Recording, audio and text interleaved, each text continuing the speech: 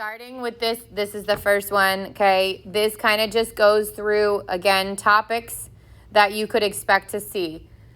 When some of the questions, like it's just the vocab that could be confusing.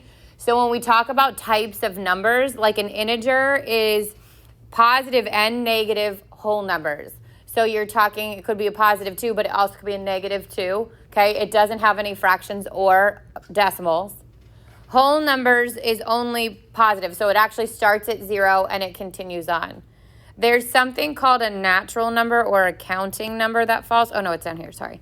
That falls in between, not in between those, but even more restricted than those.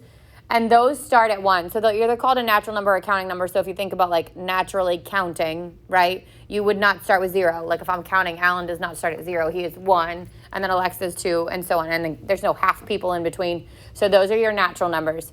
So if you see like a word problem that says something about what are the natural numbers or what are the counting numbers between this and this, it's important to understand what a natural number is because otherwise you wouldn't know what to count, okay? The prime numbers, this is an interesting one because people tend to assume 1 is a prime number and 1 is not a prime number. The smallest prime number is 2. So a prime number is anything that's only divisible by itself and 1. And again, 1 does not count.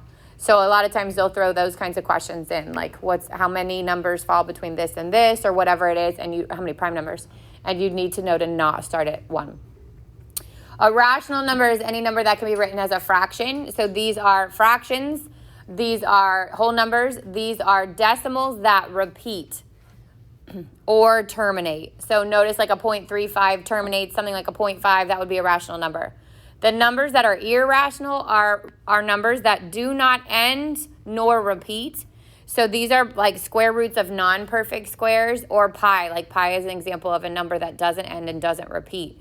So when you're trying to classify them as rational or irrational, I think it's easier just think of what's irrational, and then rational is everything else.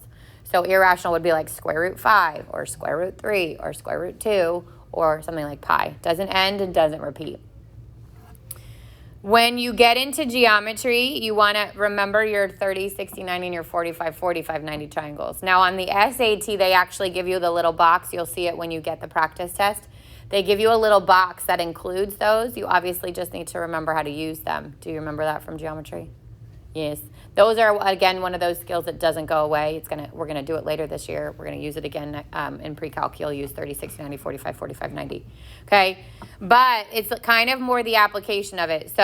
So that little box is given on every SAT or PSAT test. Okay? So it's got your areas of a circle, circumference of a circle, area of a rectangle, which I feel like if by the time you're taking the PSAT, you don't know, you're in big trouble anyways. Okay? Area of a triangle. And then we get into the Pythagorean Theorem and then the special right triangles. So these are the ones I'm referring to. The thing is, you very rarely just get a picture that's 30, 60, 90. What you'll get is something like a square with a diagonal, and that ends up being a 45, 45, 90 triangle, or you'll get an equilateral triangle with an altitude, and that ends up being two 30, 60, 90 triangles, okay? So it's a little bit more, obviously they give you those shapes, but it's about the application of that. So a cube, something like a cube has a diagonal drawn to it. Like it would look like this. You'd have the cube on the right. If the diagonal is drawn to it and you're inside the cube, you actually form a right triangle that when it's laid flat would be a 45, 45, 90 triangle. So they'll love to throw things like that in on you. If it's 45, 45 and they give you one of the measurements, actually that's not 45, 45. This would be 45, 45. Then it's A, or an A root 2, or X, and X root 2. The two sides opposite the 45s are the same. The side opposite the 90 would be the A root 2. And then if you took that shape, which was this really, that's that one down there, and you turned it vertically, now it turns into this shape. And for that, you'd need to use your Pythagorean theorem, because you don't know the angles in here. I don't know this top angle or this angle. I only know the angles on the flat sides. Function notation is something that it's funny, we don't use it a lot in Algebra 2 honors, but it is really common on standardized tests. So function notation is like f of x equals y. That's what this is, okay? And it's really just like, a lot of times you'll see something like, where is it? This. And all that is a coordinate point disguised in function form. So the one inside the parentheses is 2, and the one it's equal to is 10.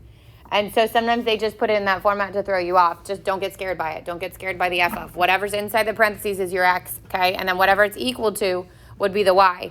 So if I had an equation that said like this, f of x equals x squared minus 2x plus 1, and it says to find f of 2, I'm literally taking the 2 and plugging it into all the x values of this side of my equation, okay? So I would take the 2, plug it in 2 squared minus 2 times 2 plus 1. So that'll be like an evaluative of a function. They also like to use it in terms of a t-chart, like you would get an x and a y. That's all this is. The f of x is the y, okay? So if it's x and y, then you can set up a t-chart. You can graph functions using stuff like that.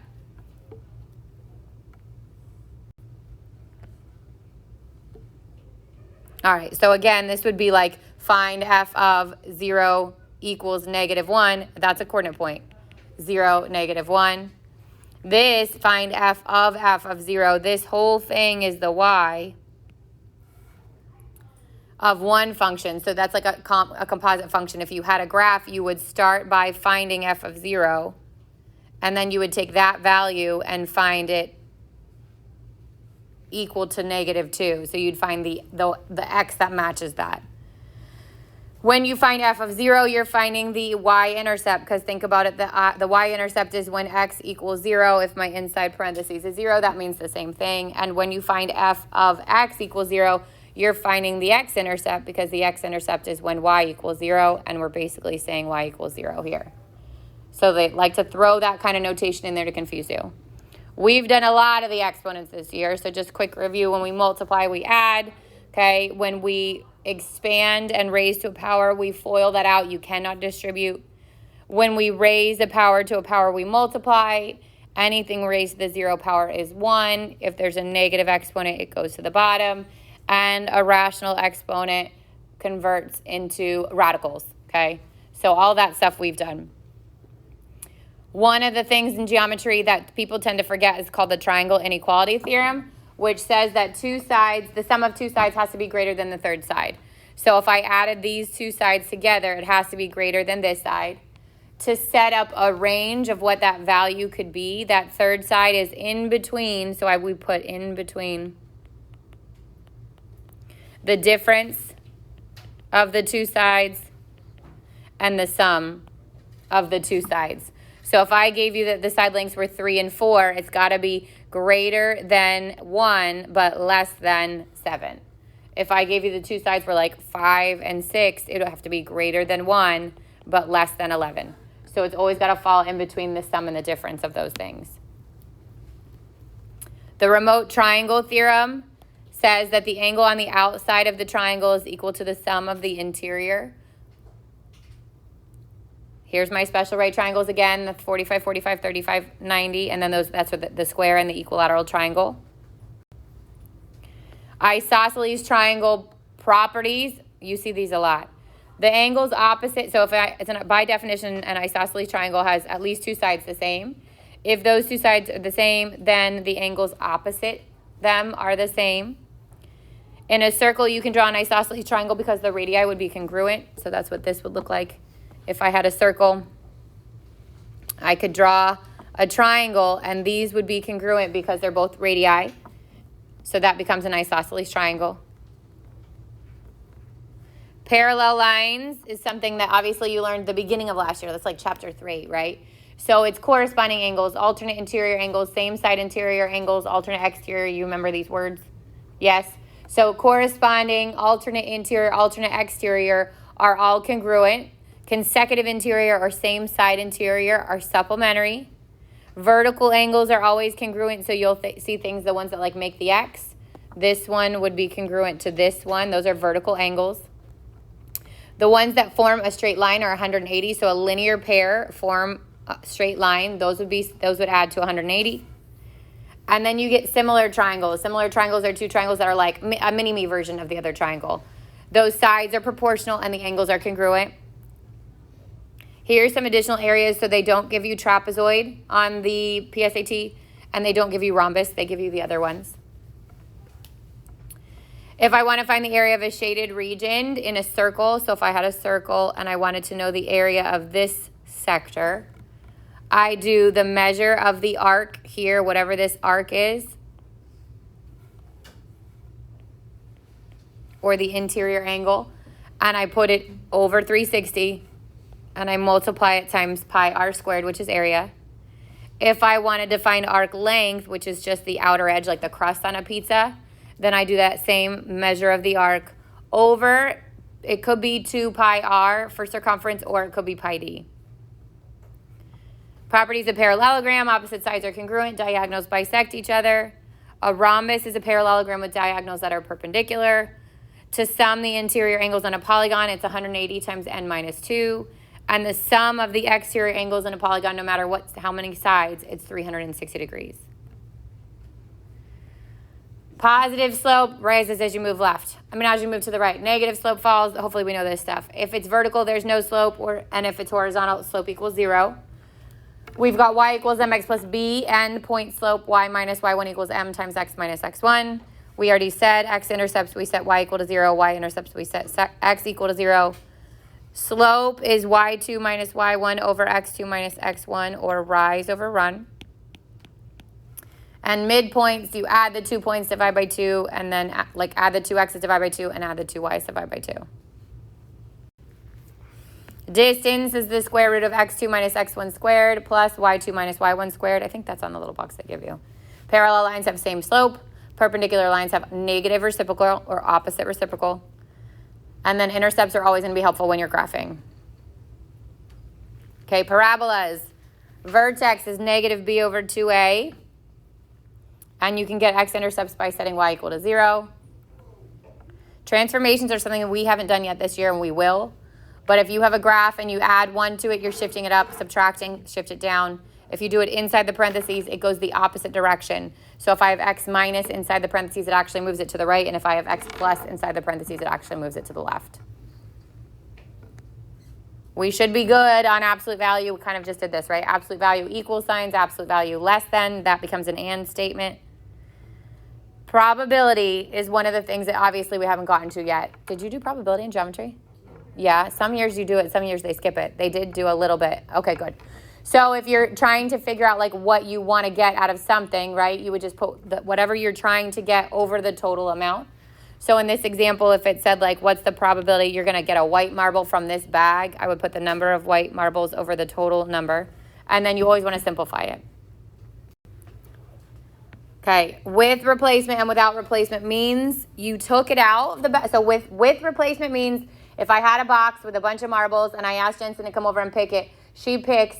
If it's with replacement, it means she puts it back and you start from the fresh set. So say if Kevin came up next and he went to go get it, it's a fresh set. It's the same set. Without replacement means she took a rock out and then she kept it. And what happens is it eliminates whatever we assume that she got. So you would take that out of the total. So if there was 9 rocks in the bag the first time, there's only 8 rocks left. And you assume she got what she wanted. So we would eliminate one of the white end over the total. That's with replacement, without replacement. So that's what D means, okay? If it's an and statement, like you're trying to get a white and a black, you multiply the probabilities. And if it's an or statement, you're trying to get a white or a black, you add the 2 probabilities. This is it's one of those questions where it's how many different combinations can you get from a set of letters or a set of numbers, right? So in this case, we're saying it's a 5-digit plate. Yeah, a 5-digit plate where the first 2 have to be letters and the last 3 have to be single-digit numbers. Well, there's 26 letters in the alphabet, and there's 10 single-digit numbers because 0 counts. So 0, 1, 2, 3, 4, 5, 6, 7, 8, 9. 10 doesn't count, but 0 does. So if I wanted to know how many combinations I could get if letters can repeat and numbers can repeat, it would be 26 times 26 times 10 times 10 times 10.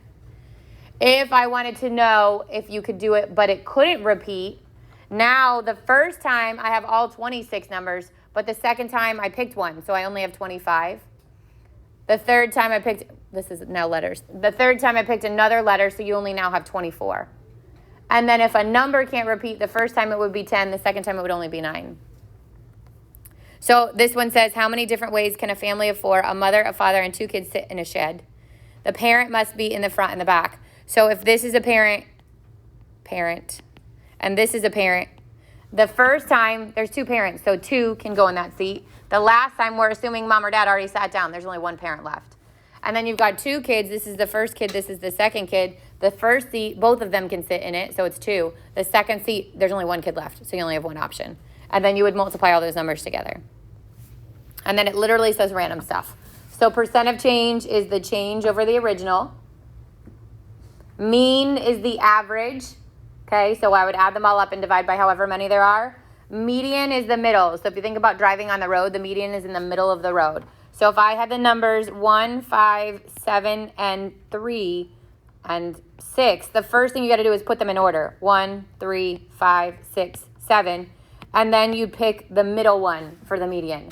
If there are 2 numbers in the middle, like let's say 7 wasn't there, then I average these 2 together. I'd add 3 and 5 and divide by 2.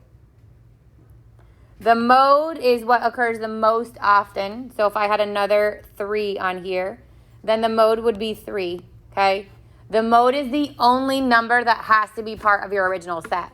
So if I give an answer for a mean, it's not necessarily one of those numbers. If I get an answer for a median, it's not necessarily one of those numbers. But if it's an answer for a mode, it has to be one of those numbers, okay? So think mode starts MO for most often. All right, this is a lot of the same stuff, so I'm going to skip over it. I think. Good morning. I actually think it's all the same. It's just a little bit less. Yeah, I think we're good. The only thing about the exponents that's on here that wasn't before was the dividing. When we divide, we subtract.